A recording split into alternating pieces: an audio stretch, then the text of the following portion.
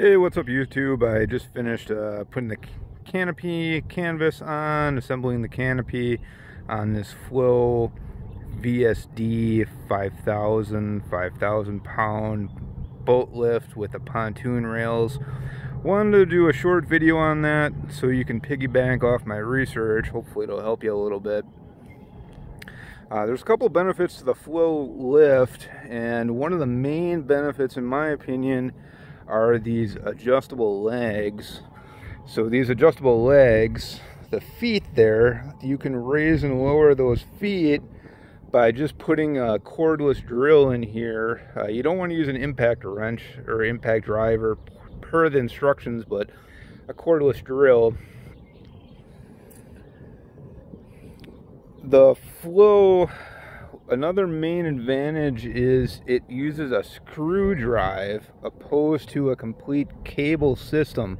So most cable systems use a cable that's wrapped tightly around a winch drum.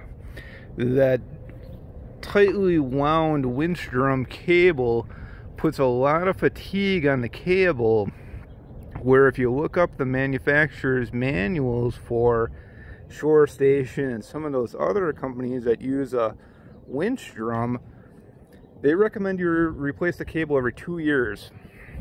Now, I'm sure that cable will last a lot longer than 2 years, maybe 5 years. But if that cable snaps in the middle of summer and you gotta pull the boat off the lift on the shore, and replace that cable, man, that would really ruin somebody's summer right there. So the Floe uses a screw drive, and that's what this is. So up here, the VSD vertical screw drive, inside this bracket there's a screw drive similar to a garage door opener. So that screw drive pulls the cable through that screw drive, so that cable's not wrapped tightly around a winch drum. It's just really going through these pulleys. I talked to a few dealers. One dealer said this Floe screw drive will never snap a cable. That, for me, instead of dealing with cables, to pay another little bit to not have to replace it, sounds to be well worth it. So an additional feature the Floe lifts have is this canvas adjust. Hopefully I can zoom in here a little bit. So you can use that mechanism to adjust the tightness of the canvas to hopefully prevent water from pooling. And I still got to get it a little bit tighter. I don't have the boat on there yet now to tighten it. There's a midsection point right there with kind of a thumb screw type deal. And another one of those guys on the other side.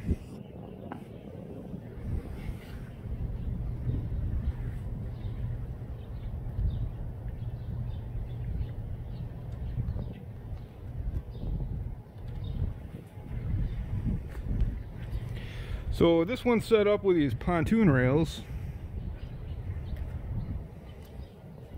Trying to zoom out here, bear with me. So this one's set up with the pontoon rails. V-boat hull would have something very similar, other than the rails at the very top are at near probably a 45-degree angle. So the pontoon boat would drive into this end, and you see the front of those rails are a little rounded. You'll also see there's about probably 7 feet of canopy overhang off this end, and significantly more canopy off the overhang of the front end. That is because per the manual, and all boat lifts are this way, so you see a little bit of overhang off the back, a lot of overhang off the front. Where the motor is, that puts significantly more weight per your boat. This Floe VSD-5000 lift is rated to 5,000 pounds. However, there's an 80% factor on that. So that means your boat, motor, gear, fuel, passenger must be a maximum of 80% of 5,000 pounds. The reason is it's very difficult to evenly load a boat, square on here, where each leg supports, was that 1,250 pounds. Well, yeah, that's if you get the thing perfectly square on there. Realistically, you don't know, where the heavy end is and whatever. So that's why they rate them to 80%. Some other manufacturers like Shorestation might be more like 75%. You got to look in the manual to confirm that. While I'm on this side, so this is the pier side. You call it the pier side because it has this V.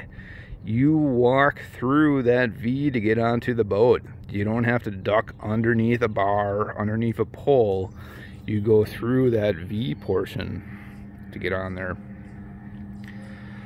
So the screw drive, besides being a little bit more reliable on the cable, it's also pretty fast. There's two ways I can drop this lift. There's a keyed wired switch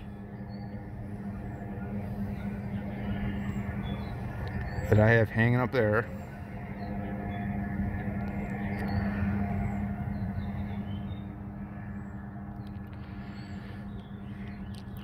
And there's also this wireless remote fob. So there's the key, here's the fob. It comes with two of these fobs, and there's a wireless unit up over on this mast up here. Let me try to zoom in a little bit.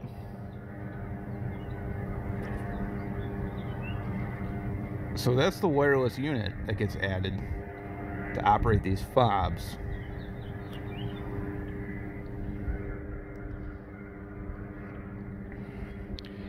So I'll go ahead and drop this.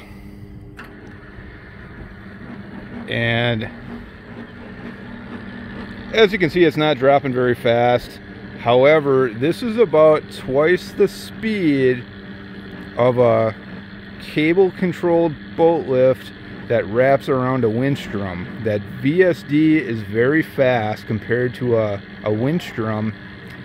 A hydraulic lift would be significantly faster than this. However, a hydraulic lift, there's a lot of expense, a lot of weight, a lot of maintenance. You got to have special hydraulic oil. You got to replace the hoses. You got to replace the seals. You got to replace the pump. A hydraulic lift brand new are about $20,000 plus. Cost on this Floe, oh, hold on, I'll get back to that in a second. Another really cool thing about the Floe is a lot of boat lifts stop right at this point. The Floe lift actually goes inside of itself. So instead of stopping here, you can get a little bit more water depth by having this lift go inside of itself.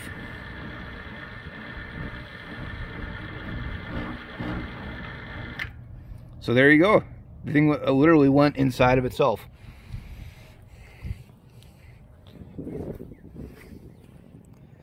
So I don't have these feet lifted all the way because I got these wheels, and it's very close, but I don't have those wheels actually on the ground. So these feet can get lifted a little bit further up, give you a little bit more water clearance, and then realistically, your water clearance only has to be, up to here. So you raise these feet another 3-4 inches, your water depth is really pretty low. I mean, this is a shallow water lift without a doubt.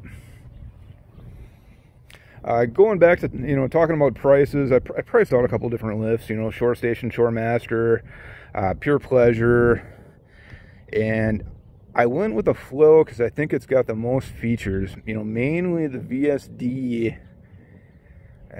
That was a huge deal. Not worrying about cables.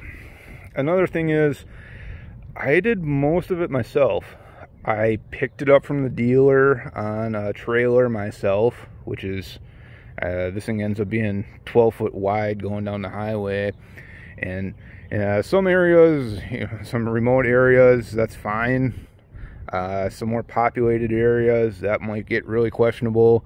I'm in a pretty populated suburb right outside Milwaukee, Wisconsin, and it got a little hairy, but thankfully there was no construction or anything yet, where it was really narrow.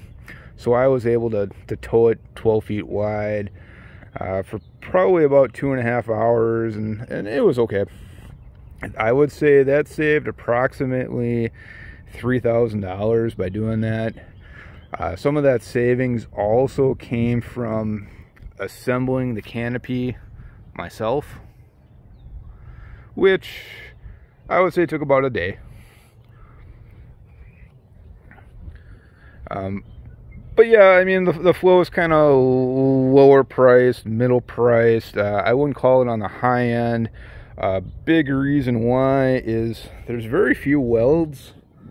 I mean, the majority of the thing is bolted together.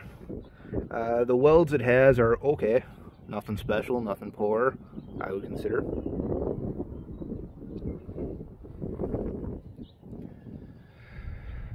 This particular unit is 120 volt AC powered, so I got that blue extension cord plugging into that power box up there. It's also offered in a 24 volt DC version, where there would be 2 battery trays up here housing 2 batteries. By default, it does not come with a charger. I believe it's 300 or 350 cycles up down before you have to charge those batteries. So most users just simply charge the batteries at the end of the season. They do offer a solar powered option, but it's not really worth it. I went with 120 volt because that's what I got down on my water line, and I didn't want to deal with the batteries. So we can talk about width for a little bit.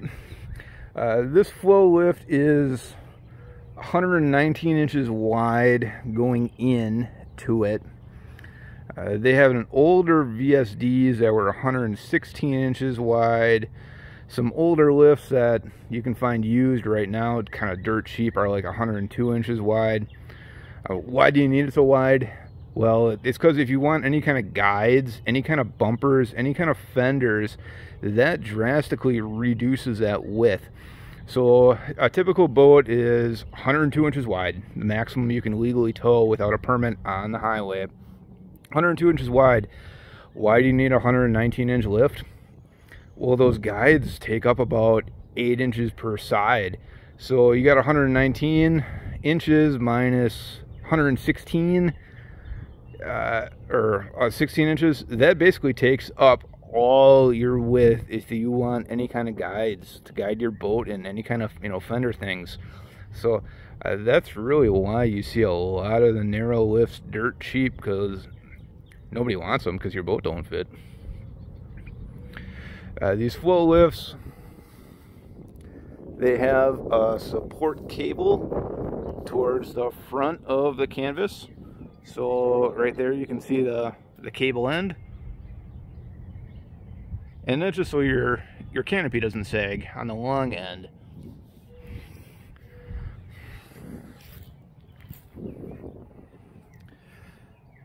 They also have this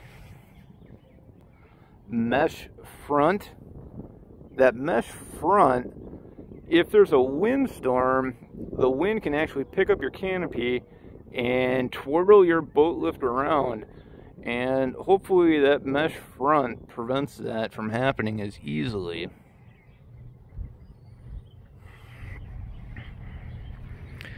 You see these 4 wheels I put here. The 4 wheels are easily removable. I put them on the inside so they're perpendicular. Normally they would go 90 degrees on the outside. I did that just so I can run in my frontage. It's going to go down that little cutout there in the riprap, hopefully a little bit easier. Once I get it through there, my plan is to remove these wheels. So I'll lift up the screw drive legs, get this thing out of the water. This will probably be right near the water line, and then I'll pull these pins out and I'll pull these wheels off is my plan.